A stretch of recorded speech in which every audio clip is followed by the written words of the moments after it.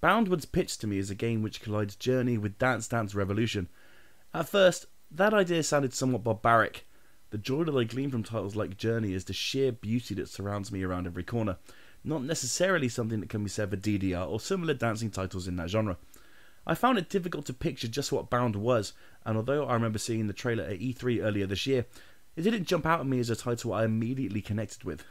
Mind you, I had just finished Firewatch for the third time and was about to start my second playthrough of Everybody's Gone to the Rapture, so perhaps I just wasn't in the mental mood for another ethereal indie title.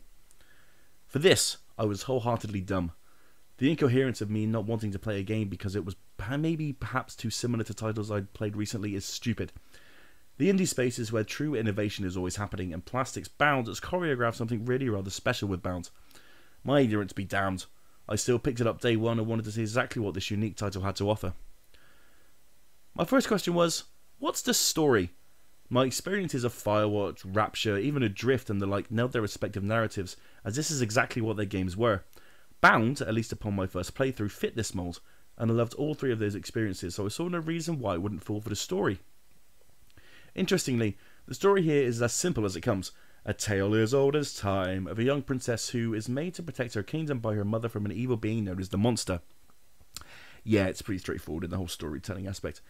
Whilst there isn't a huge narrative at play here as expected, I soon realised it didn't really matter.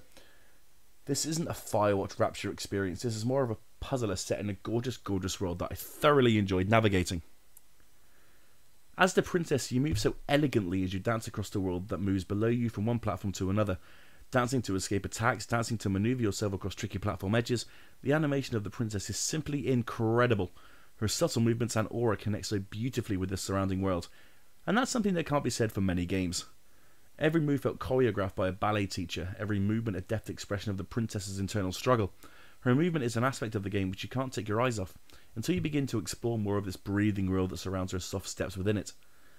At the will of the princess, the world shifts and shapes to guide her across the ever-moving planes, and though sometimes the camera can be somewhat difficult on its own, you do have full control, so it's just a case of a quick nudge of the right stick and you're back in business. There's only really a single way to get through each level at first, so if the camera is behind the princess, you shouldn't have much trouble navigating the way. You find yourself throwing the camera around just to see this wonderful, wonderful world, and with the included photo mode, you're going to want to find just the right angles to show off the game at its very best. It shouldn't be too difficult to point the camera towards something beautiful. The game begins, however, in our own reality. A young pregnant lady walks along a beach clutching a book with sketches of the world the princess inhabits.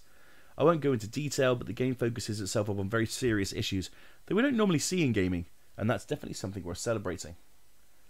The book of the young lady clutches is where your levels are hidden away, and can be selected in a random order. Each of them has a fear which you need to overcome in order to finish the level, be it paper aeroplanes, tentacles, or something like that. Once you've overcome the fear, you can then power through the levels without cowering in the presence of each individual fear, which is a nice touch. Once these are beaten, you can jump back into levels and find different paths for the princess to navigate.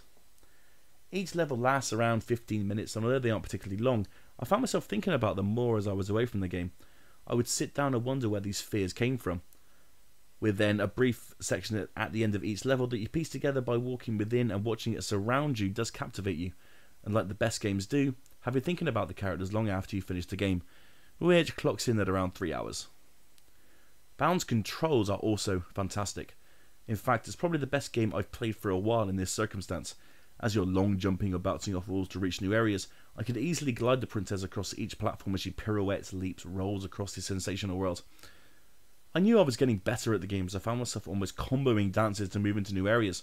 The wonderment of her movement throughout had me wondering why other developers don't try and get their characters to bloody move a bit more instead of having them just simply walking straight. Bound goes in a completely different direction and is all the better for it. It's another aspect of the game which makes it feel completely unique. It's a shame that the princess is completely immortal.